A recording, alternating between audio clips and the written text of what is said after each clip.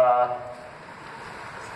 प्रबोधन चळवळीने आणि परिवर्तन चळवळीने आपल्याच एका शिलेदाराच्या पाठीवर मारलेली शाबसकीची थाप आहे.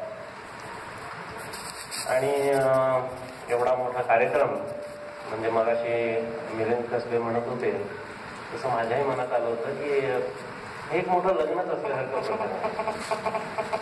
तसं माझं आणि विनायकचं लग्न तिच्या घरात नोंदणी पद्धतीने झालं तेव्हा 16-17 जण होते, पण ते राहून गेलेलं काम होते बरीच मंडळी येते.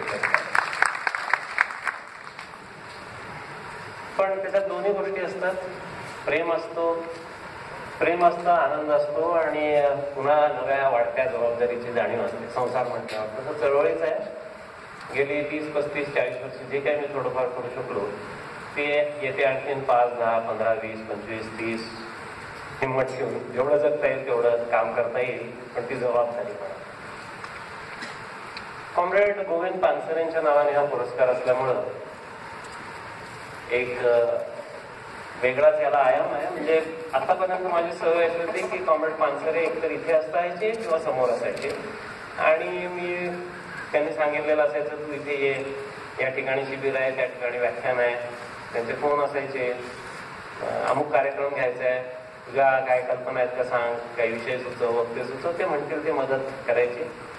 पुण्याला आले की ते जमेल तेव्हा घरी, नाहीतर भगतसिंग सभागृहात यायचे. आपण त्यांच्या पुढं काय म्हणजे लहान मोठा असला काही फालतू प्रकार कधी नसायचा. यायचं, भेटायचं, गप्पा मारायच्या आणि महत्वाच्या निवडणुकीच्या विश्लेषणापासून ते तरुण मुलं आपल्याकडे कशी येतील इथपर्यंत अनेक विषयावर ते स्वतःचे विचार मांडायचे आणि आमच्यासारख्यांची मतही घ्यायची. त्यामुळे जास्त आनंद झाला असता ते आज इथे किंवा इथे असते तर बरं वाटलं असतं आधी. पण त्यांचं काम पुढे नेण्याची ही जबाबदारी आहे. कॉम्रेड पानसरे हे बहुआयामी व्यक्तिमत्व होते. एक अव्वल दर्जाचे क्रांतिकारक राजकारणी होते, जनसंघटक फार मोठे, वेगवेगळ्या प्रकारचे व्यापक जनसंघर्ष त्यांनी केले. प्रबोधनाच्या क्षेत्रातही त्यांनी जेवढं काम केलं तेवढं अख्खा वेळ प्रबोधनाला देणाऱ्या लोकांनी सुद्धा गेल्या 40 वर्षात केलेलं माझ्या स्मरणात नाही. सांस्कृतिक क्षेत्रात आणि साहित्यिक क्षेत्रात म्हणजे जे जे क्षेत्र परिवर्तनामध्ये आपल्याला खेचून आणता येईल, नवीन घडवता येईल ते घडवत होते. त्यातला एक छोटासा अंश जो प्रबोधनाचा, त्यातलं काही एक काम मी केलं, पण त्यांच्या नावाचा मोठा पुरस्कार आहे आणि या छोट्या कामाला आहे असं आपण म्हणायला हरकत नाही. खरं म्हणजे जास्त कॉम्रेड पानसरेंच्यावरतीच बोलायला पाहिजे अशी परिस्थिती आहे, परंतु ते असते तर रागवायला असते. ते म्हणाले असते असा काय विषय आहे, त्याच्याबद्दल तुला काय वाटतं ते बोल, बाकीचं बोलू नको. त्यामुळे थोडं तेही बोललं पाहिजे. 1973 मध्ये मी कोल्हापूरला कॉलेज ऑफ कॉमर्सला फर्स्ट इयर कॉमर्स म्हणतात, म्हणजे कॉलेजचं दुसरं वर्ष तिथे होतो. नाशिकवरून कोल्हापूरला गेलेलो होतो. त्या कॉलेजमधला माझा पहिला मित्र होता रंगा देशपांडे. रंग्याच्या घरी मी सागरमाळावरती त्यावेळेला गेलो. जून जुलै असेल, म्हणजे बरोबर जवळजवळ 43 वर्षापूर्वी. आणि त्याच्या घरातनं बाहेर पडल्यावर 2 घरं सोडून पलीकडच्या एका छोट्या घराकडे त्यानं बोट केलं. आयला दत्त्या, हे लय भारी इसम आहे असं तो म्हणाला. मला काही कळलं नाही. कॉम्रेड पानसरे म्हटलं त्याला, आणि हे ॲडव्होकेट आहे. मला असं त्यावेळेला होतं की ॲडव्होकेट हा वकिलापेक्षा भारी असतो. त्यामुळे मी म्हटलं हा. तर ते नाही, ते फक्त कामगारांच्या केसेस घेतात आणि गरिबांसाठी काम करतात. रंगा आहे तिथेच आहे, त्याचा काही फरक पडलाय असं नाही आहे, परंतु त्याच्यासारख्या माणसाला सुद्धा त्या काळामध्ये असं सांगावं असं वाटलं होतं. आणि माझी पहिली ओळख जी झाली माझ्या बाजूनं कॉम्रेड पानसरेंची ती तशी होती.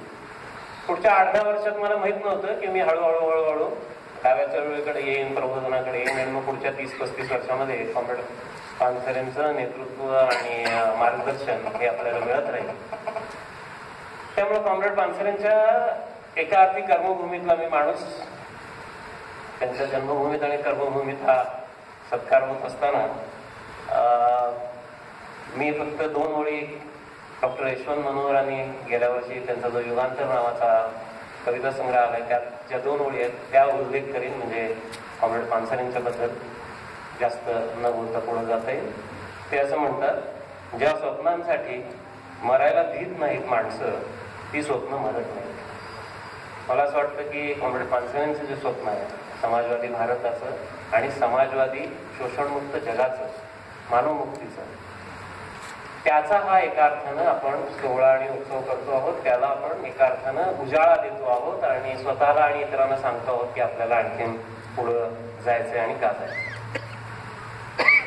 पुरस्कार समितीचे जे सगळे ज्येष्ठ सदस्य आहेत, उत्तम कांबळे, रावसाहेब कसबे, मिलिंद कसबे, कोत्तापल्ले सर, विलास वाघ, भाई वैद्य, डॉक्टर गोपाळ गुरु, या सगळ्या मंडळींनी बनलेली ही समिती असल्यामुळे या पुरस्काराचं मोल आणखीनच मोठं आहे.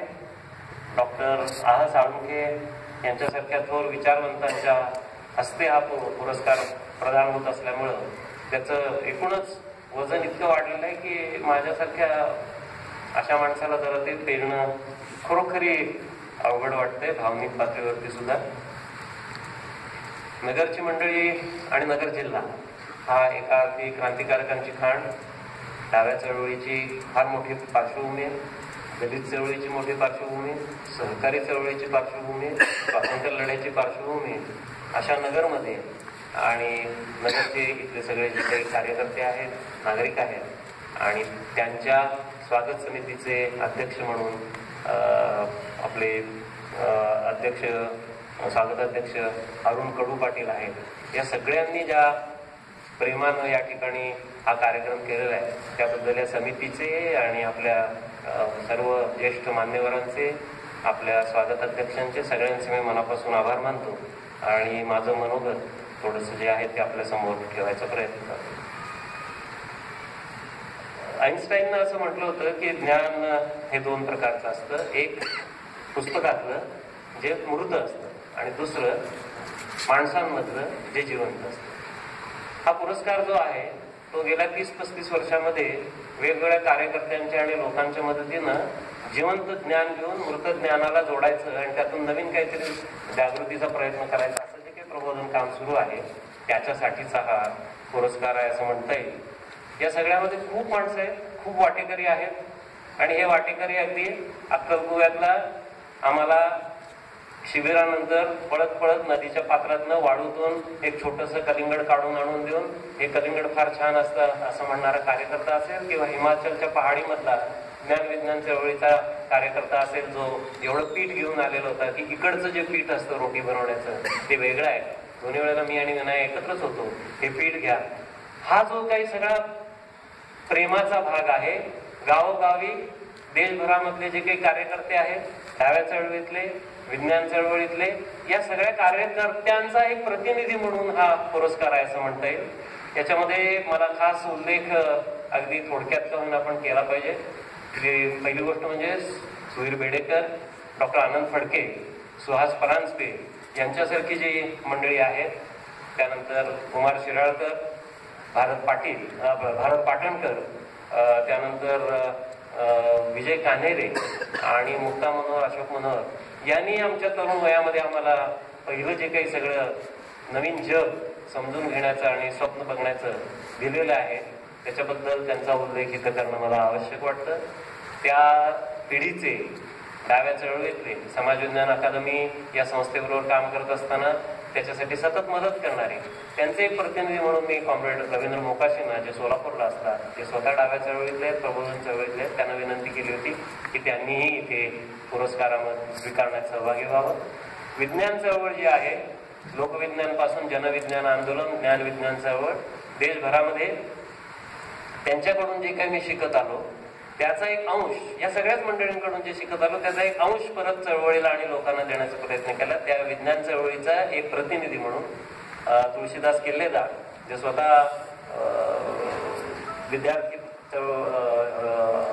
अवस्थेपासून चळवळीत आहेत, एनरॉन विरोधी आंदोलनात होते, आज शेतकऱ्यांमध्ये कोल्हापुरात काम करतायत आणि भारत ज्ञान विज्ञान समितीचे महाराष्ट्राचे राज्य सचिव आहेत, त्यांनाही मी विनंती केली की त्यांनी यावं.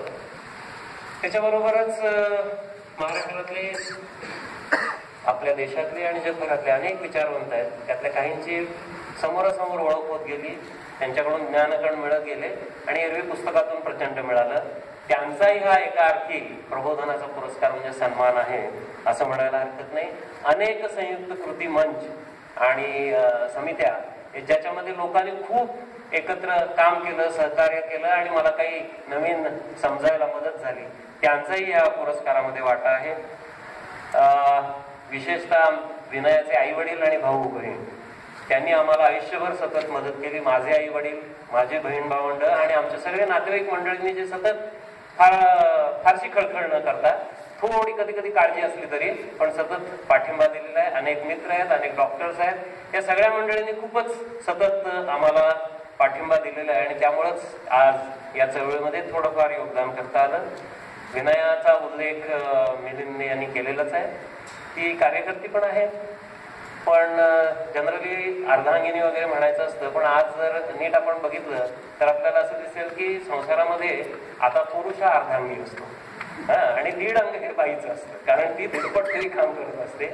विनयानं चळवळीबरोबर आम्हाला जेव्हा जेव्हा प्रश्न पडले त्यावेळेला आर्थिक भार उचलणं आणि मुख्य म्हणजे कार्यकर्त्यांना खिचडीपासून चपातीपर्यंत करायला शिकवणं, इथपासून प्रत्यक्ष चळवळीत जवळजवळ सतत गेली 30-35 वर्ष पूर्ण वेळ कार्यकर्ते म्हणून काम करणं आणि माझ्या कामामध्ये सतत मदत, पाठिंबा, प्रोत्साहन देणं आणि अनेक गोष्टींना पुढाकार घेऊन हिमतीनं उभं राहणं हे सतत केलंय. त्याचं मला माहित नाही की अशा प्रकारच्या कामामध्ये माणूस दीर्घकाळ टिकतो का, 5, 10, 15, 20 वर्षामध्ये पुन्हा आपल्याला अंगावर येणाऱ्या गोष्टींकडे वळावं लागतं. ते मला न करता ह्याच्यात राहता आलं, याचं एक कारण ते आहे. आणि आणखीन एक छोटासा उल्लेख, पण महत्वाचा उल्लेख केला पाहिजे. आमची मुलगी नुपूर, ती लहान असताना मी प्रबोधन आणि संवाद कसं करावा हे तिच्याशी बोलता बोलता शिकत होतो. ती मोठी झाल्यानंतर आता जरा शहाण्या माणसाचं समंजसपणे कसं वागावं हेही तिच्यापासून शिकतो. आणि तिनं थ्रू आउट गेली तिच्या जन्मापासून जे सामंजस्य आणि सहकार्य दिलेलं आहे, कुठल्याही प्रकारचे आमच्यावर ताण न टाकता, त्याच्यामुळे आम्हाला दोघांनाही पूर्ण वेळ काम करता आलेलं आहे. त्यामुळे हा पुरस्कार एका अर्थी ह्या सगळ्या मंडळींचा आहे आणि त्यातूनच आपल्याला म्हणजे मला पुढं काही काम करता येईल असं उमेद वाटत आहे. मला 2 महापुरुषांचा इथं उल्लेख केला पाहिजे. एक म्हणजे कार्ल मार्क्स आणि दुसरं बाबासाहेब आंबेडकर. त्यांच्याबद्दल बोलायला आता गरज नाही आहे, पण मी मुद्दाम एवढ्यासाठी उल्लेख करतोय की ज्यांनी माझी जीवनदृष्टी पूर्ण बदलली. जगाकडे कसं बघावं, भारताकडे कसं बघावं, माणसांकडे कसं बघावं, समाजाकडे कसं बघावं, इतिहासाकडे कसं बघावं, स्वतःकडे कसं बघावं आणि समाजातल्या जीवनातल्या प्रत्येक घडामोडीचं, प्रत्येक संस्थेचं, प्रत्येक सत्ता संबंधाचं विश्लेषण कसं करावं, याच्यामध्ये जी आजही दृष्टी मिळते आणि ज्याच्याबद्दल अशी खात्री वाटते की आपल्याला 21व्या शतकामध्ये नवा भारत घडवत असताना या 2 दिग्गजांचं, महात्मा फुल्यांपासून जगभरातले अनेक विचारवंत आणि क्रांतिकारक आहेत ज्यांच्याकडून अनेक गोष्टी मिळत आल्या, पण या दोघांचा उल्लेख करणं मला महत्वाचं वाटतं. आणि एक तरुण क्रांतिकारक भगतसिंग, की ज्याच्या बरोबर 1980-82 मध्ये थोडीशी ओळख झाली आणि गेली काही वर्ष मी काम करत आलेलं आहे. त्याचं समग्र वाङ्मय इथे ठेवलेलं आहे. 600 पानाचं व्हॉल्यूम आहे. इस छोटी सी जिंदगी का मोल कितना असं म्हणणारा हा 23 वर्ष 5 महिने 23 दिवस जगलेला तरुण, कामाबरोबर त्यानं जे लिखाण केले तेही उपलब्ध आहे. ते करत असताना मला सतत ऊर्जा मिळालेली आहे आणि त्यामुळे तरुण असणं म्हणजे काय आणि तरुण हे क्रांतिकारक असतात म्हणजे काय याचं सतत जे दर्शन घडतं, त्यामुळे भगतसिंगचा देखील उल्लेख करणं आवश्यक आहे. आणि ह्या तिघांचं मला महत्व याच्यासाठी वाटतं, उपेक्षित, शोषित, दडपलेले सर्व जे समाज आहे त्यांची बाजू भक्कमपणानं घेत असतानाच कुठलाही संकुचितपणा न करता संपूर्ण राष्ट्रीय मुक्तीचा एक नवा विचार आणि नवी दृष्टी समोर ठेवणं बाबासाहेबांनी ती ठेवली, भगतसिंगांनी ठेवली आणि मार्क्सच्या विचारात सुद्धा राष्ट्रीय मुक्तीचं फार वेगळं दर्शन आपल्याला घडतं. आणि या तिघांमध्ये एक मानव मुक्तीचं स्वप्न आणि एक नवा जागतिक समाज घडवण्याचं जे स्वप्न आहे त्याच्या प्रकाशामध्ये आपण वाटचाल करणं महत्वाचं आहे असं मला वाटत आलेलं आहे आणि त्याचा उल्लेखही आता इथं केला पाहिजे. आज 27 मे आहे, नेहरूंचं स्मृतिदिन. मला एक छोटीशी घटना आठवते. नेहरू गेले त्या दिवशी यमकनमर्डी नावाच्या कर्नाटक महाराष्ट्र बॉर्डरवर माझ्या गावामध्ये आमच्या जुन्या घरात, म्हणजे जिथं काका राहायचा आजही असतात, त्या ठिकाणी आम्ही पोरं कॅरम खेळतो. आपल्याला माहितीये गावातली घरं असतात कौलारू छपराची, अंधार असतो, थोडासा उजेड असतो. भिंतीवरती एक खुंटी होती, त्या खुंटीवर एक छायाचित्र होतं. त्या छायाचित्राचा वापर मोठी पोरं जी आहेत ती छोट्या पोरांना घेऊन जायची कंदिलाच्या प्रकाशात किंवा दुपारच्या थोड्याशा प्रकाशामध्ये आणि फोटोकडे बघ म्हणायचे. फोटोकडे बघितलं की ते पोर घाबरायचं आणि पळून परत यायचं. तो फोटो होता गुरु वळवलकर गुरुजींचा. आणि त्याच्या समोर बसून आम्ही कॅरम खेळत होतो. दुपारची वेळ होती. काका वर आले पळत पळत. काका हे पाठीराखे संघाचे म्हणून त्यांच्या घरात तो फोटो होता आणि म्हणाले, कॅरम काय खेळताय, उठा. आपले पंतप्रधान नेहरू गेले. हाच काका ज्यावेळेला माझे आजोबा म्हणजे त्यांचे वडील गेले त्यावेळेला घरातल्या बायकांना त्याने सांगितलं होतं, बरोबर आहे आपले वडील गेले पण दिवाळी आहे, आपण दिवाळी पाळणार नाही आहोत, पण लहान पोरं जी आहेत त्यांना दिवाळीच असते, त्यामुळे त्यांच्यासाठी करायचं. तसा संघाचा आहे परंतु असा वेगळा आहे. आणि त्याच वेळेला तो असं मानतो की नेहरू हे मोठे आहे. त्या काळामध्ये सुद्धा संघ नेहरूंच्या विरुद्ध विष पेरायचं काम करतच होता, परंतु तो प्रवाह छोटा होता. आज साधारणपणाने आपल्याला असं म्हणता येईल की 52 वर्षानंतर हा प्रवाह आणखी मोठा झालेला आहे आणि आज नेहरूंना त्यांनी पूर्ण उकळून काढायचा प्रयत्न जो सुरू केलेला आहे. त्यावेळेला त्या काळात जी संघाची काही माणसं विषारी आणि काही भाबडी माणसं होती, त्यातल्या काही भाबड्यांचं रूपांतर वेगानं आज विषारी अशा दृष्टिकोनामध्ये व्हायला लागले.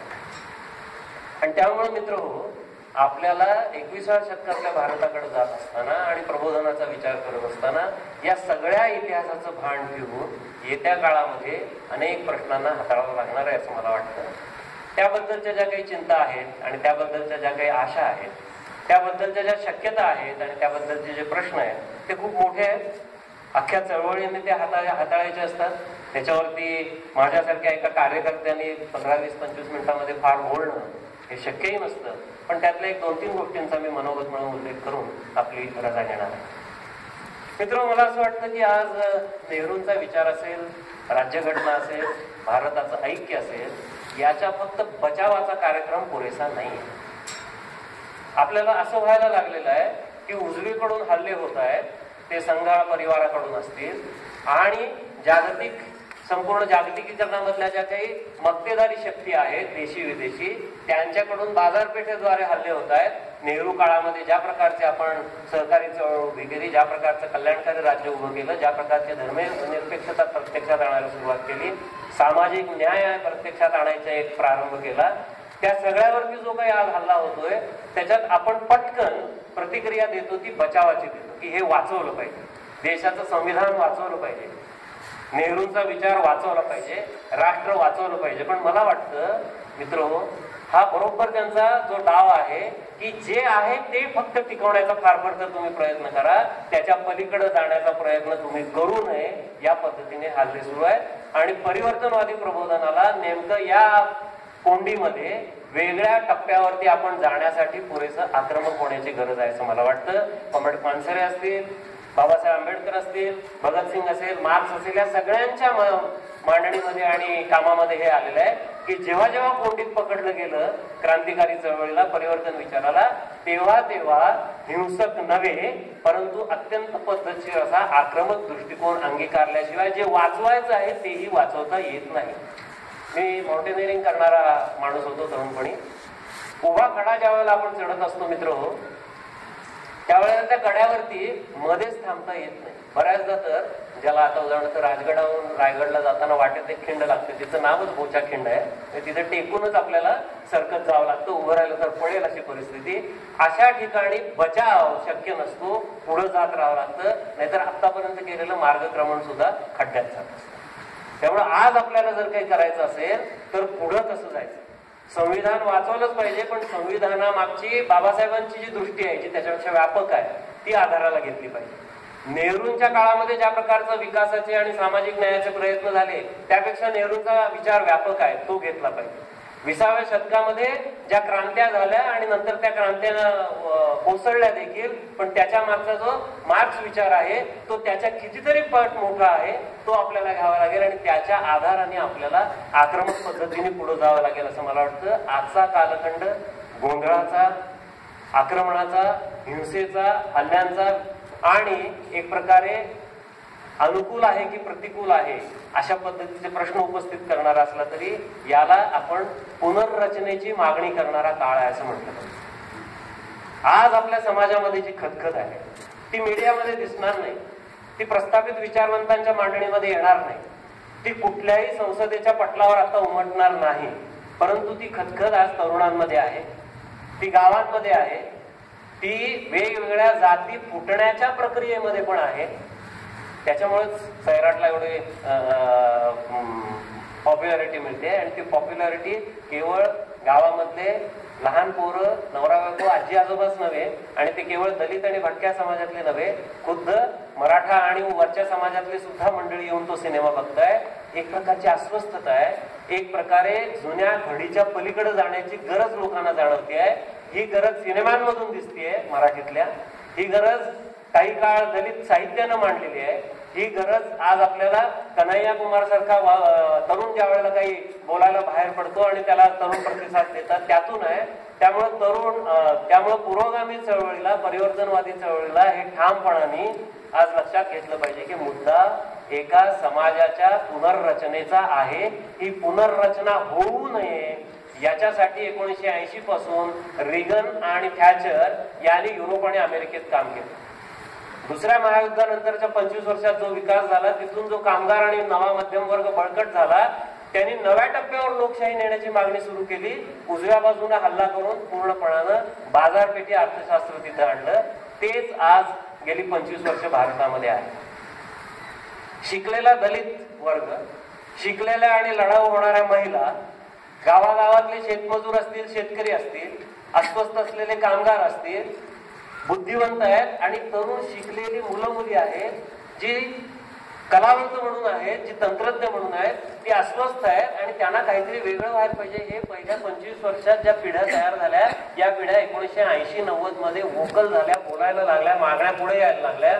आणि त्याच काळामध्ये मनमोहन सिंग आणि आता मोदी अशा प्रकारे एक आपल्याला दिसतं की ज्याच्यात बाजारपेठ आणि हिंदुत्ववादी किंवा धर्मांध विचारसरणी याच्या आधारे पुनर्रचना मागणाऱ्या सर्व शक्तींना दडपण्याचे, सातत्याचे हे प्रयत्न आहेत. त्याच्यासाठी ते कलबुर्गी, दाभोळकर, कॉम्रेड पानसरे हे जे त्यांचे नेते आहेत त्यांच्यावरही हल्ला करतात. त्यामुळे ह्या हल्ल्यानं असं कुठवर चालणार आहे असा प्रश्न विचारणं किंवा त्याच्यानं विचलित होणं हा या मंडळींचा एका अर्थानं अपमान ठरला. ते लढत पुढे आलेले आहेत आणि त्यांनी आपल्याला असं सांगितलं की तुम्ही पुढे गेलं पाहिजे, परिवर्तनाची, पुनर्रचनेची ही प्रक्रिया पुढे नेली पाहिजे. आणि त्याचं माध्यम मित्र हो, लोकशाहीकरणाची प्रक्रिया आहे. वेगवेगळ्या जीवनाच्या सर्व अंगांमध्ये लोकशाहीकरण पुढे नेत राहणं, सर्वंकष लोकशाहीकरण हाच याच्यावरचा एक महत्वाचा मार्ग आहे. त्याच्यामध्ये आपल्याला एक 2-3 गोष्टींचा मी उल्लेख करतो आणि थांबणार आहे. पहिली गोष्ट असं म्हणता येईल की संपूर्ण आपलं जे सांस्कृतिक जीवन आहे, आपलं जे धार्मिक जीवन आहे, आपला जो राष्ट्रवादाचा विचार आहे, याच्यामध्ये हे संक्रमण त्याच्या पोटामध्ये काम करायचा प्रयत्न करतात. महात्मा फुल्यांपासून विठ्ठलरामजी शिंदेपासून बाबासाहेब आंबेडकरांपर्यंत आणि इथल्या डाव्या चळवळी राष्ट्रवादाचा आशय काय हा जो प्रश्न उपस्थित केला होता, तो प्रश्न आज खऱ्या अर्थानं हा राष्ट्रवाद आता कष्टकरी जनतेचा, बहुजनांचा राष्ट्रवाद असला पाहिजे हा प्रश्न अजेंड्यावर आणून पुढे नेला पाहिजे. धर्मनिरपेक्षतेचा मुद्दा मित्र हो, त्या काळामध्ये नेहरूंची जी धर्मनिरपेक्षता आहे त्यात आपण एक टप्पा पुढे गेलो, परंतु ती प्रामुख्यानं उच्च जाती, उच्च वर्गांची, मध्यमवर्गीयाची अशा प्रकारची धर्मनिरपेक्षता राहिली. स्त्रियांना त्याच्यात थोडासाच न्याय मिळाला जेवढा Hindu code bill doctor Babasaheb आंबेडकरांच्या आग्रहाने पुढे आलं तितकं नाही, तर महिलांच्या बाबतीमध्ये पूर्ण न्याय मिळालेला नाही. वेगवेगळ्या ज्या जाती आहेत त्या धर्मात दडपलेल्या आहेत. त्यामुळे धर्मनिरपेक्षतेचा जो हा प्रश्न आहे त्याचा आशय न बदलल्यामुळे धर्मनिरपेक्षतेवर हल्ला करणं शक्य झालेलं आहे, हे विसरता कामा नये. धर्मनिरपेक्षतेचा नेहरूवादी आशय एका टप्प्यापर्यंत आला, आता बहुजनांच्या धर्मनिरपेक्षतेकडे जाण्याची गरज आहे. ती आपण प्रत्यक्षामध्ये आणण्याच्या ज्या वेळेला शक्यता निर्माण व्हायला लागल्या त्यावेळेला ओबीसीपासून सगळ्यांना आकृष्ट करण्यासाठी राम जन्मभूमीपासून अनेक प्रश्न उपस्थित केले गेले आणि वेगवेगळ्या जनविभागांना त्यात खेचून घेतलं गेलं. आपल्याला असं दिसेल की उच्च जाती, उच्च वर्गांच्या प्रभुत्वाखालचा राष्ट्रवाद पुन्हा एकदा कायम करायचा तो प्रयत्न. जुनी घडी बदलूया असं म्हटल्यावर काय होतं याचं एक छोटं आपल्याला उदाहरण देता येईल. लग्न होतं, बायको सुरुवातीला दबावाखाली असते नवऱ्याच्या, स्वाभाविकपणे परंपरेत. मग तिच्या लक्षात येतं की आपल्या क्षमता आहेत त्या आपण वापरू शकतो. तिच्या हेही लक्षात येतं की आपण नव्या क्षमता मिळवू शकतो. तिच्या हेही लक्षात येतं की आपण संसारामध्ये सर्वसाधारणपणे इक्वल भागीदार आहोत. आणि मग हळूहळू ती काहीतरी म्हणायला लागते, ती तिचंही म्हणणं सांगायला लागते. आणि मग अर्थातच नवरा जो त्या ठिकाणी सत्तास्थानावर आहे, हे अपवादात्मक नवऱ्यांबद्दल मी बोलत नाही आहे, पण मेजॉरिटींबद्दल अस्वस्थ होतो. त्याच्यावर 3 प्रकारच्या प्रतिक्रिया असतात. एक प्रतिक्रिया अशी असते, जर शक्य असेल तर नवरा बाहेर जाऊन राहायला लागतो, जमेल त्यावेळेला नोकरीच्या निमित्तानं, नाहीतर ट्रान्सफर करून घेऊन. आणि मग बाहेरून तो प्रेम दाखवायला लागतो, पण प्रत्यक्षात काही करायचं गरज नसते. जसं गेल्या 20 वर्षामध्ये बॉलिवूड मधले सिनेमे बाहेर जातात राष्ट्रावरचं प्रेम दाखवायला. ते कायम कुठेतरी स्वित्झर्लंडमध्ये नाहीतर अमेरिकेत जातात आणि मग ते भारत प्रेमावरचे सिनेमे काढतात. किंवा आपले पंतप्रधान तेही असंच करतात. ते काय करतात की सारखं बाहेर जातात आणि मग भारतावरचं प्रेम दाखवतात. तसं नवरा बाहेर जातो आणि बायकोवरचं प्रेम दाखवतो. ही एक पद्धत आहे. दुसरी पद्धत आहे की संशय घ्यायचा, बायकोवर संशयच घ्यायला सुरू करायचा. ती स्वतःला असर्ट करेल म्हटल्यावर, आणि ती भ्रष्ट आहे, ती शीलभ्रष्ट आहे, किंवा ती वाईट चालीची आहे, असं ध्वनित करत करत तिच्यावर प्रेशर आणायचं. तो शेवटचा हल्ला असतो बाईवरचा. ती त्याला तोंड देऊ शकत नाही. मारहाणीला सुद्धा तोंड देऊन उभी राहते. ती त्याचे दारूही सहन करते, पण ती म्हणते माझ्या जर का नैतिक जगण्याबद्दल जर माझ्यावर आक्षेप घेतला तर मला ते सिद्ध केलं पाहिजे की मी अनैतिक वागत नाही आहे. ठीक आहे बाबा, तू म्हणशील तसं वागेल. आज जे काही राष्ट्र प्रेम आणि राष्ट्रद्रोहाची चर्चा चालू आहे ना, ती आहे. जे वर्ग, जे समाज राष्ट्राचा आशय, राष्ट्रवादाचा आशय नव्याने डिफाईन करा, नवीन मांडा असा आग्रह धरायला लागलेले आहेत, प्रत्यक्ष किंवा अप्रत्यक्ष, त्यांना तुम्ही देशद्रोही आहात असं सांगायचं. देशद्रोह हा शेवटचा हल्ला असतो की तुम्ही अनैतिक ठरता, देशासमोर द्रोही ठरता. मग आम्ही देशद्रोही नाही आहे हे दाखवायला त्यांनी आपण दिलेल्या चौकटीत तुम्ही मागं जाता. गेल्या 20-25 वर्षात आणि गेल्या 2 वर्षामध्ये आणि गेल्या 2 महिन्यामध्ये तुम्हाला असं दिसेल की जी माणसं एरवी पूर्वगामी होती, अशी बरीच माणसं अशा हल्ल्याला घाबरून गप्प बसायला लागलेली. जावेद अख्तरांसारखा थोर माणूस की जो या प्रश्नावरती काय पद्धतीची भूमिका संसदेच्या शेवटच्या भाषणात घेतो बघितलं तर तुम्हाला दिसेल की धर्मनिरपेक्ष भूमिका घेणारी माणसं सुद्धा या हल्ल्याला वावरून आपण देशद्रोही नाही दाखवायला इकडं सरकारला.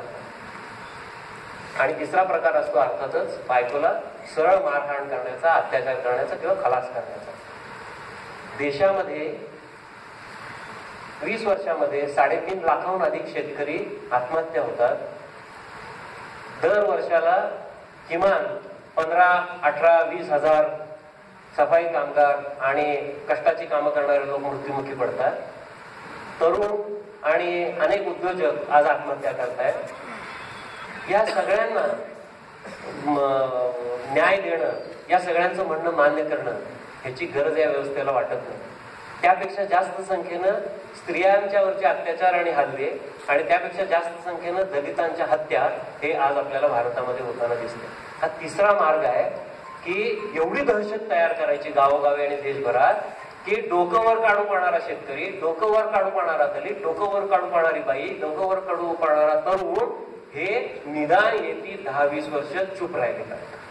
त्यामुळे मित्र, याच्यावरती म्हणूनच उपाय आपला हा आहे की आपण सांस्कृतिक क्षेत्रामध्ये, राष्ट्रवादाच्या क्षेत्रामध्ये, धर्मनिरपेक्षतेच्या बाबतीत, प्रत्येक बाबतीमध्ये आपल्याला स्पष्ट भूमिका पुढे घेऊन गेलं पाहिजे. केवळ बचावात्मक पावित्र्य घेऊन चालणार नाही आहे.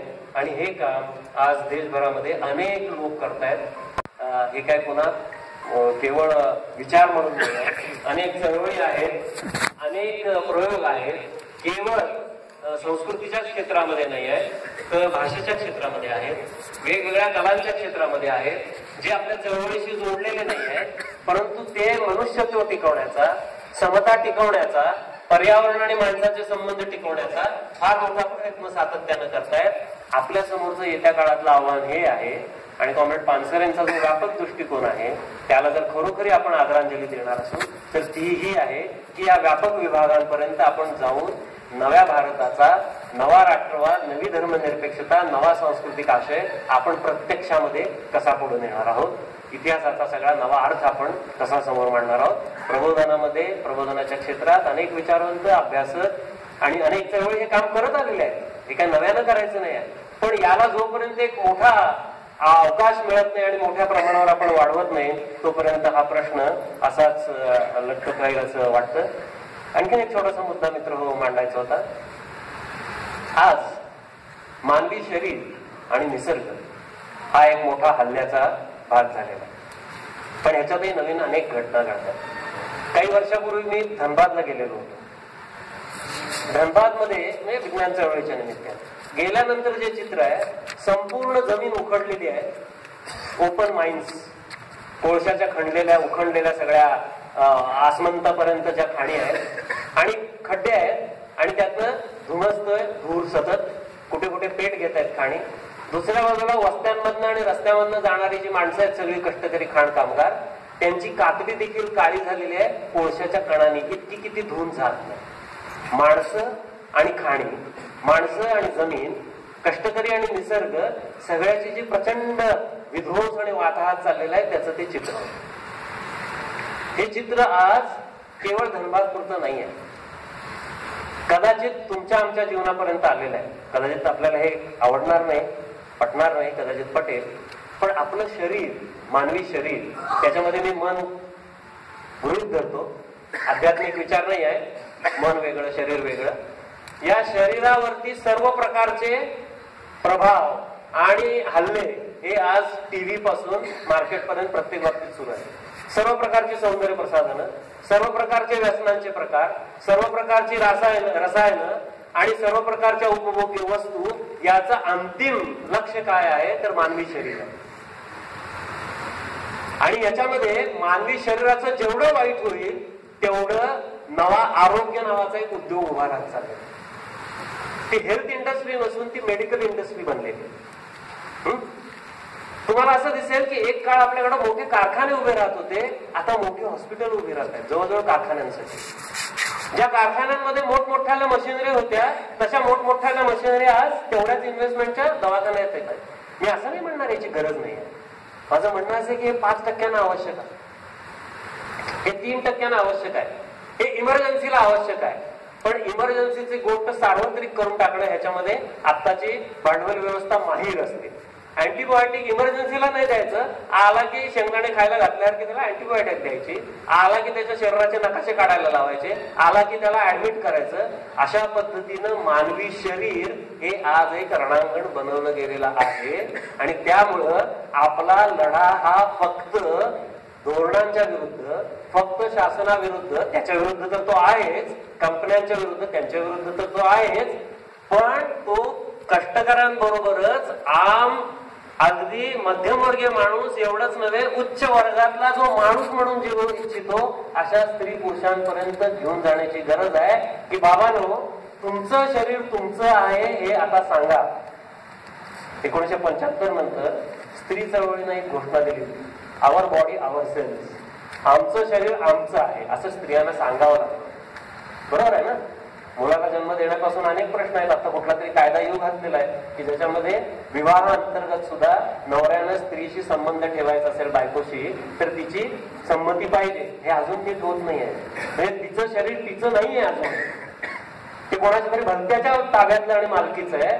म्हणून स्त्रियांनी ही घोषणा दिली. पण आता ती फक्त स्त्रियांपुरती मर्यादित न ठेवता त्या घोषणेला श्रमिकांची, त्या घोषणेला शेतकऱ्यांची, शेतकऱ्यांनी त्यांचं शरीर त्यांचं आहे याच्यासाठी आत्महत्या न करता लढण्यासाठी उभं राहण्यासाठी काय केलं पाहिजे, दुष्काळग्रस्तांनी त्यांचं शरीर त्यांचं आहे याच्यासाठी काय केलं पाहिजे, असे अनेक प्रश्न आहेत. मित्र, तुम्ही म्हणाल कदाचित हा व्यापक राजकीय न बोलता काहीतरी व्यक्तिगत पातळीवर बोलतोय. मित्र, व्यक्ती, तिचं जीवन आणि राजकारण हे आता असं वेगळं नाही आहे. तिथपासून जर आपण केलं तर वेगवेगळ्या वर्गातले, वेगवेगळ्या जातीतले, ताबडतोबीनं शोषित नसलेले पण अशा रीतीनं व्यवस्थित चिरडले जाणारे अशा सगळ्या लोकांना आपल्या बाजूला आणणं पर्यावरणाच्या प्रश्नावर, आरोग्याच्या प्रश्नावर हे आवश्यक आहे, शक्य आहे आणि त्या दिशेने आपण गेलं पाहिजे असं मला वाटतं.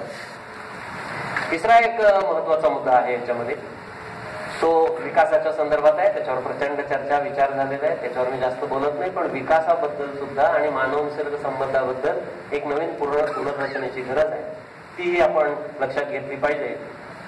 21व्या शतकातली पुढची 50 वर्ष जी असतील, या 50 वर्षामध्ये भारताचा राष्ट्रवाद ठरवत असताना आंतरराष्ट्रीय विचार विसरून चालणार नाही आहे.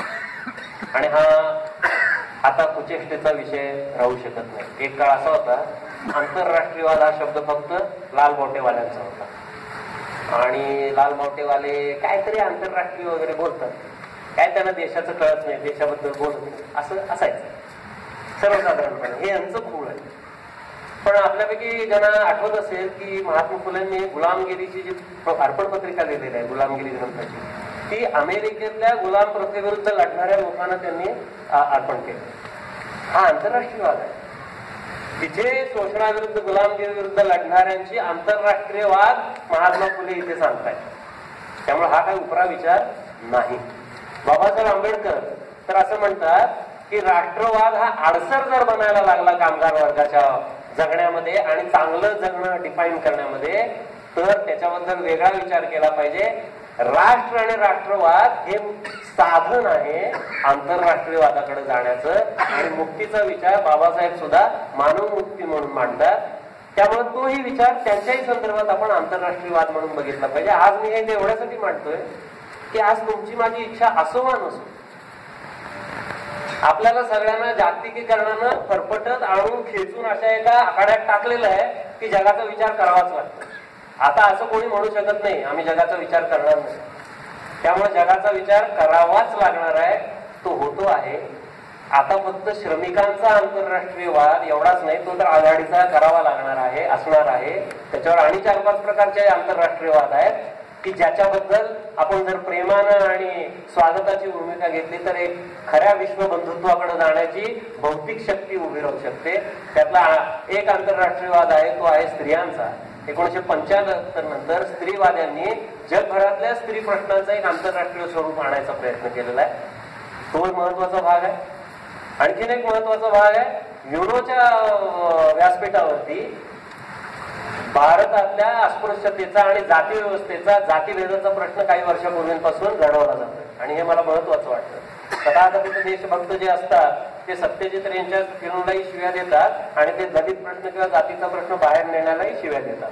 आपल्या देशाचं काय आहे की नाही, म्हणजे जे आहे ते झाकून ठेवा, असं त्यांचं साधारण म्हणणं असतं. जगासमोर जाऊन तुम्ही शुद्ध आणि स्वच्छ होणं, समतावादी होणं हेही त्यांना मंजूर नसतं. पण हा जो जात असेल, वंश असेल, वर्णद्वेष असेल, याच्या विरोधाचा आंतरराष्ट्रीयवाद आहे, तोही येत्या 50 वर्षामध्ये फार महत्वाचा बनणार आहे. गोरा आणि काळा भेद केवळ अमेरिकेत आहे असं नाही मित्र. कुठल्या तरी पाहणीचं मध्ये मी वाचलं, त्या माणसानं असं म्हटलेलं आहे की गोरा आणि काळ्यातला भेद जगात सर्वात जास्त भारतामध्ये.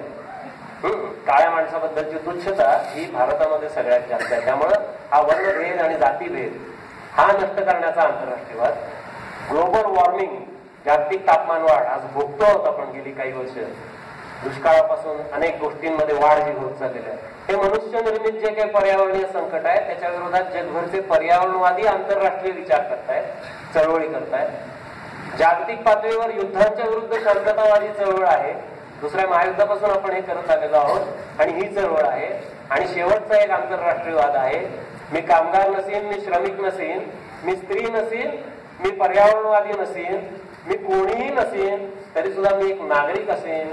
तर ह्या जगामध्ये ज्या चांगल्या गोष्टी आहेत त्या टिकवण्यासाठी माझं पोर अमेरिकेत नीट जाऊन राहावं, अमेरिकेतला माणूस इथे येऊन नीट राहावा, एवढं जरी मला वाटत असेल तरी त्यासाठी सुद्धा एक नवा आंतरराष्ट्रीयवादाची गरज आहे. आणि या सगळ्यासाठी आपल्याला एका नव्या चळवळीच्या लोकशाहीकरणाची पण गरज आहे. त्याच्यावर जास्त बोलत नाही. व्यक्तिकेंद्री किंवा नोकरशाहीवादी ताठर अशा पद्धतीच्या संघटनात्मक ढाचे आता मोडायला लागलेले आहेत, मोडकळीला येतात. या नव्या व्यापक जगाला भिडत असताना क्रांतिकारी व्यापक आशय भरायचा असेल तर नव्या लवचिक संघटनात्मक आणि सांस्कृतिक गोष्टी आपल्याला घडवाव्या लागतील. त्या घडवण्याचं काम या प्रबोधनाच्या सगळ्या कामातून पुढे जाईल अशी मला आशा आहे. त्याच्यामध्ये जमेल तेवढं काम करण्याची ग्वाही मी पुन्हा एकदा तुम्हाला देतो. आणि आपला निरोप घेण्यापूर्वी एकच छोटीशी जाहीर करतो. आता जे 25,000 रुपये पुरस्काराच्या रूपात मला दिलेले आहेत त्यामध्ये आमचे 5,000 रुपये घालून मी महाराष्ट्रातल्या 2 शेतमजूर युनियन ज्या आहेत लाल बावट्याच्या, त्या दोन्ही युनियनना 15,000 रुपये ही देणगी प्रतीक म्हणून